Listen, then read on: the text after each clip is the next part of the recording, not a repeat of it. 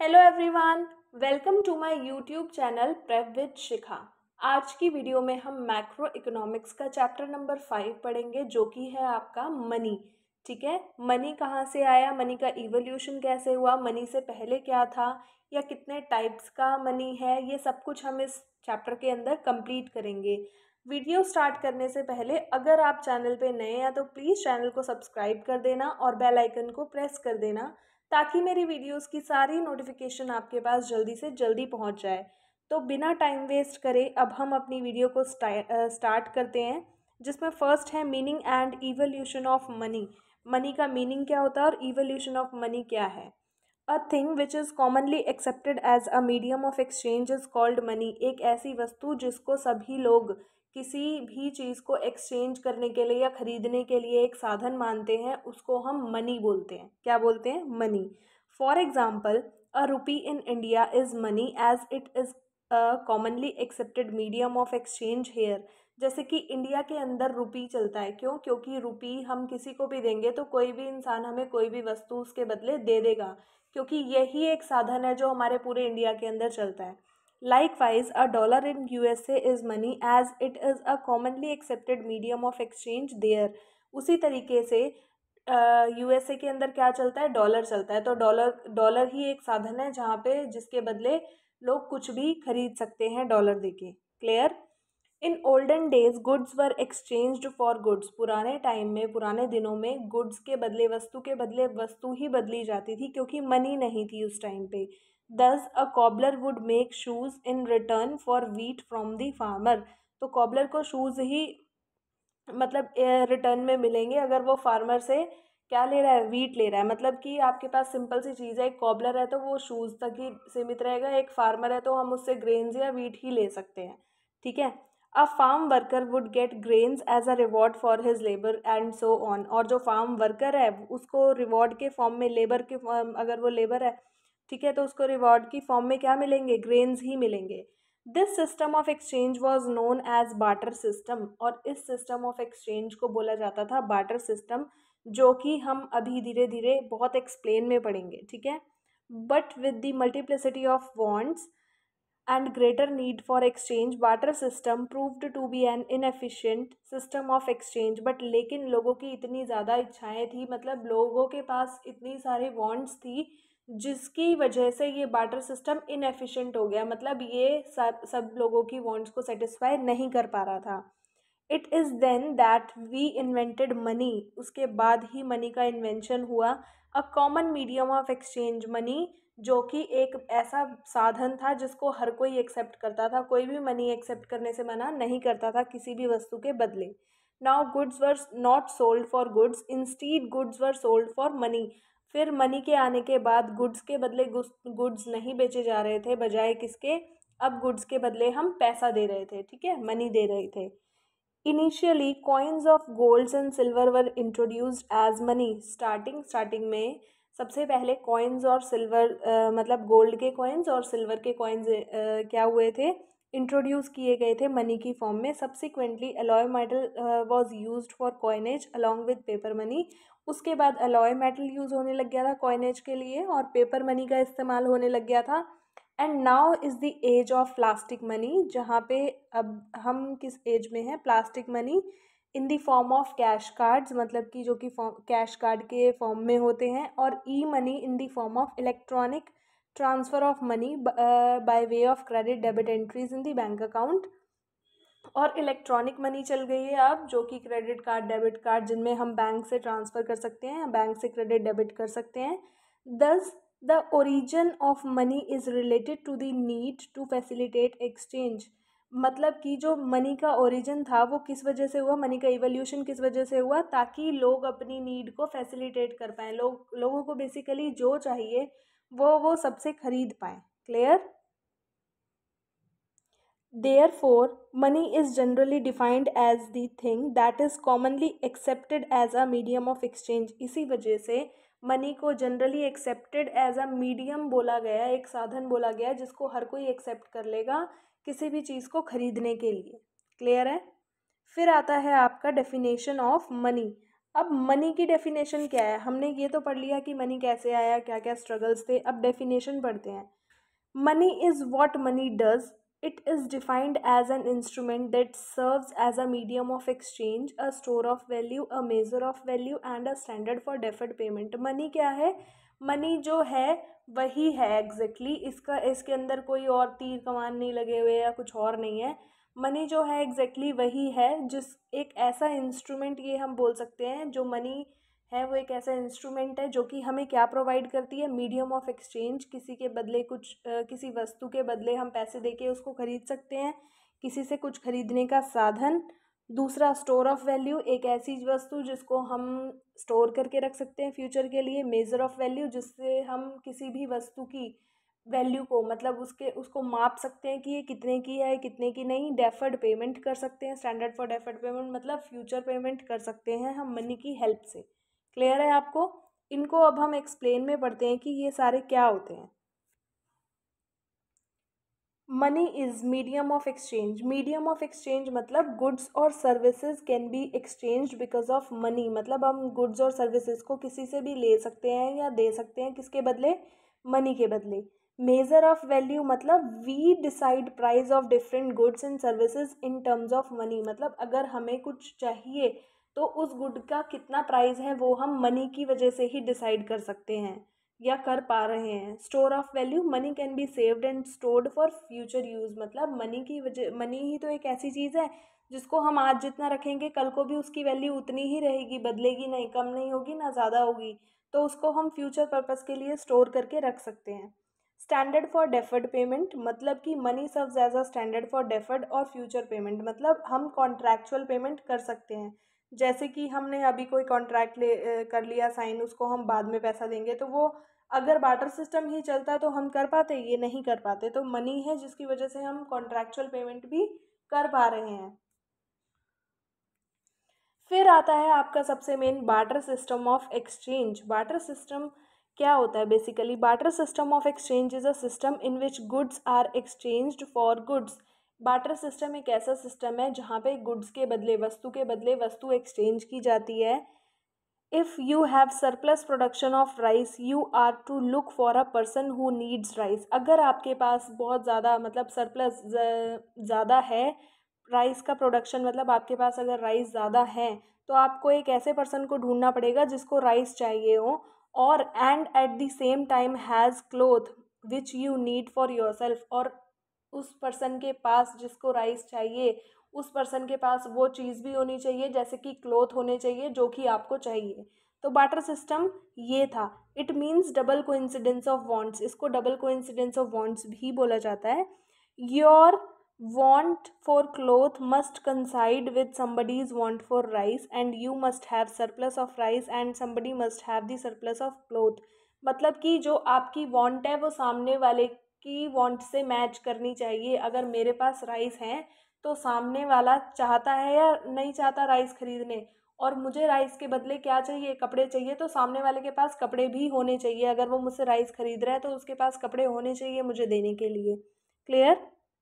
How difficult it is, what do you do these days. मतलब ये बहुत difficult था तो आप क्या करते हैं इस समय में?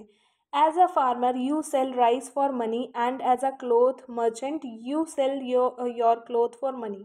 तो एक अगर आप फार्मर होते तो आप राइस को मनी में बेचते, और अगर आप क्लोथ मर्चेंट होते तो आप कपड़ों को भी पैसों में बेचते। With money in hand you buy whatever you wish to buy. अगर आपके हाथ में पैसा होता तो आप वो सब कुछ खरीद लेते जो आपको खरीदने की इच्छा है।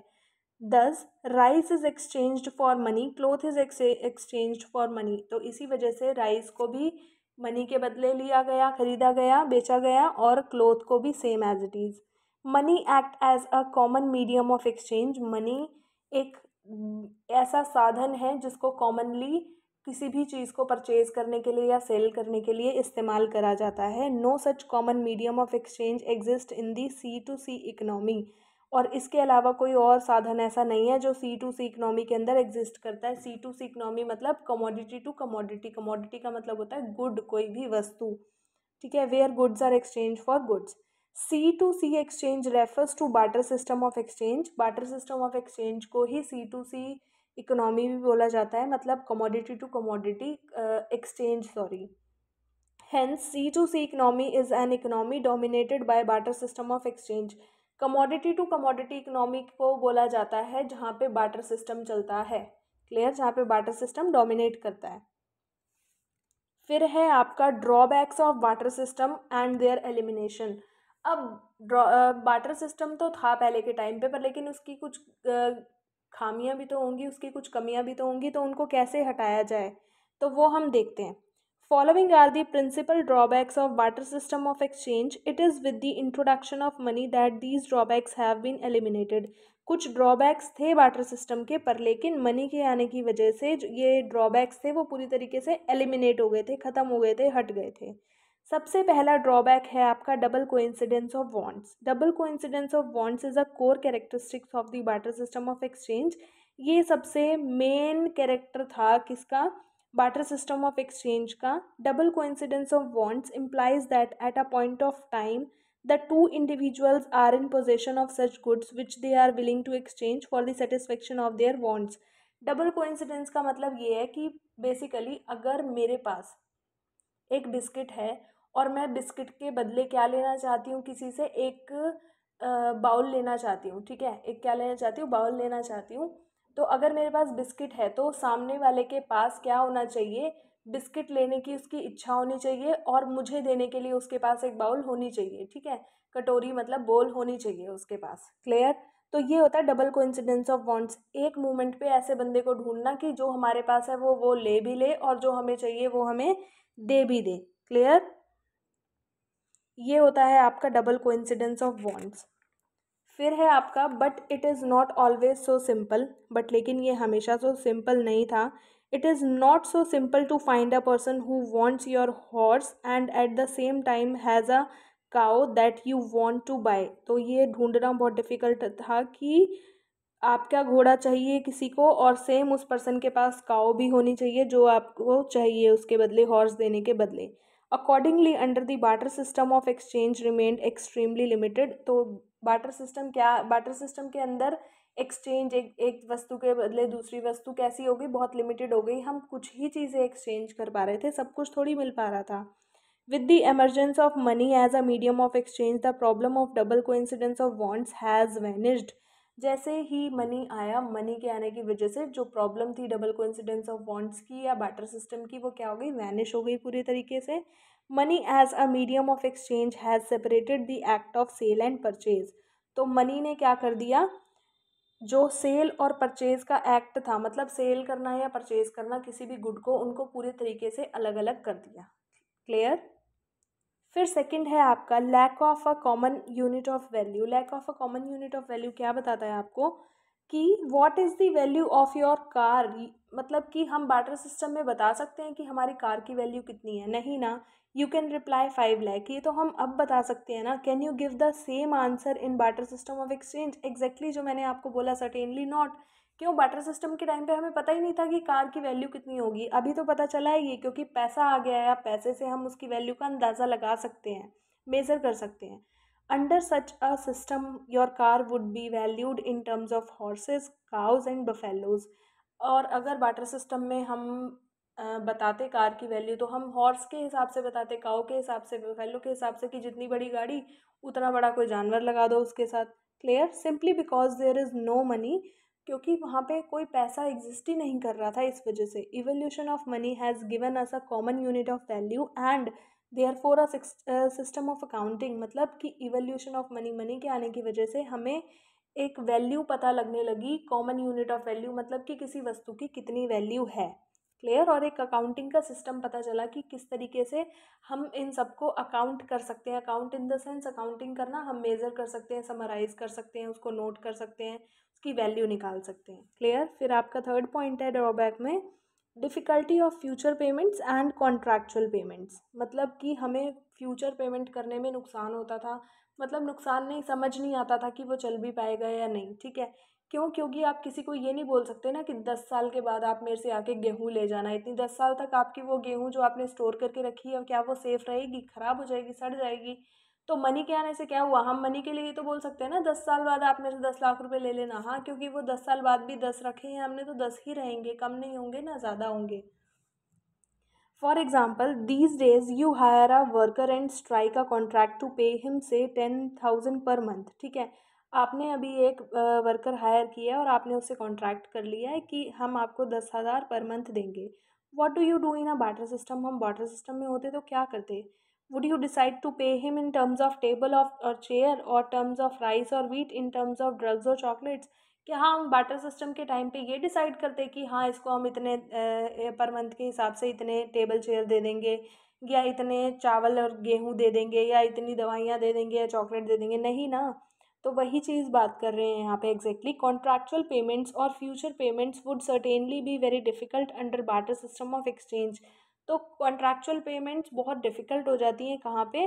बार्टर सिस्टम के अंदर। Evolution of money has facilitated contractual payments, और मनी के आने की वजह से, मनी का इवोल्यूशन होने की वजह से हमारी जो कॉन्ट्रैक्चुअल पेमेंट्स है वो प्रॉपरली क्लियर हो गई हैं। अब हम किसी से भी कॉन्ट्रैक्चुअल पेमेंट या फ्यूचर पेमेंट आप बोलो, वो कर सकते हैं ईजीली। फिर है आपका difficulty of storage of value, saving and transfer of value, मतलब कि स्टोरेज ऑफ वैल्यू या ट्रांसफ़र ऑफ वैल्यू कह लो आप। ठीक है, देखो, इन दी सी इकोनॉमी, मतलब commodity to commodity economy, saving is possible only way of storage of goods.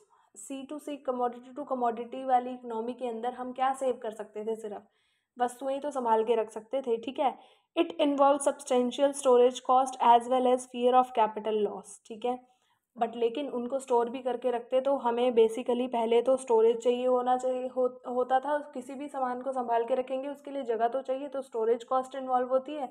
दूसरा, वो ख़राब ना हो जाए किसी नेचुरल कैलेमिटी की वजह से, या किसी मतलब किसी भी रीज़न की वजह से वो जिस टाइम तक के लिए बचा के रख रहे हैं उस टाइम तक ना बच पाए। Clear? What happens if you are to transfer your saving from one place to other? और तब क्या होगा जब हमें कहीं वो एक जगह से दूसरी जगह ट्रांसफ़र करनी होगी? Obviously you are to transfer the goods ना, मतलब हम क्या कर पाएंगे? ट्रांसफ़र कर पाएंगे किसका? गुड्स का ही तो कर पाएंगे, क्योंकि हमारे पास उस टाइम में कुछ था ही नहीं। Which again is a difficult task besides being expensive, और वो कि बहुत ज़्यादा डिफ़िकल्ट टास्क था किसी एक जगह से दूसरी जगह पे किसी वस्तु को ट्रांसफ़र करना। तो मनी ने आने की वजह से उसने स्टोरेज क्रिएट करवाया, और हमारी जो ट्रांसफ़र था वो क्या हो गया? बहुत ज़्यादा ईजी हो गया। क्लियर? ये थे इसके ड्रॉबैक्स। अब आगे का हम अपनी नेक्स्ट वीडियो में पढ़ते हैं। अगर आपको वीडियो अच्छी लगी है तो प्लीज़ लाइक कमेंट शेयर ज़रूर करना। अब हम मिलते हैं नेक्स्ट वीडियो में। Thank you so much.